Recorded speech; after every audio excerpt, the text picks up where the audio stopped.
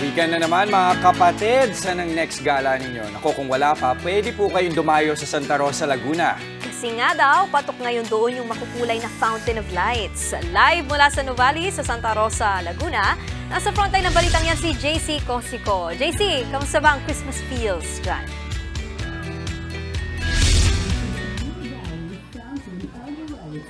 Jess, Nikki, feel na nga yung Pasko rito nga sa Laguna dahil nga talaga ng mga inaabangan na nga itong Fountain of Light show dito nga yan sa Nuvali sa Santa Rosa, Laguna.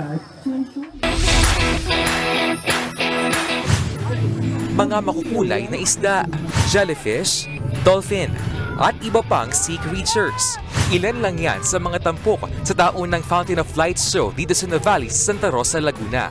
Ang tema this year, Seaside Serenade, Muses and Creatures na magdadala sa iyo sa underwater adventure.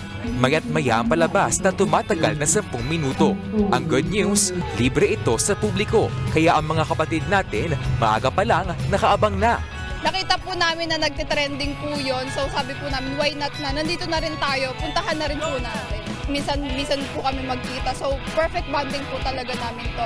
Hindi lang mga mata ang mabubusog, kundi pati ang inyong mga tiyan. Dahil may food stalls dito sa Lakeside para sa mga kapatid nating gustong mag-food trip.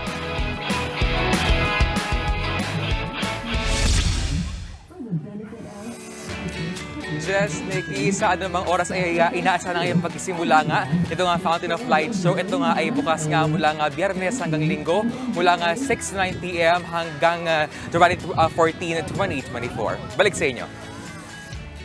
Maraming salamat, JC. Mga kapatid, Jess De Los Santos po. Iba na ang may alam at may pakialam sa panahon ngayon.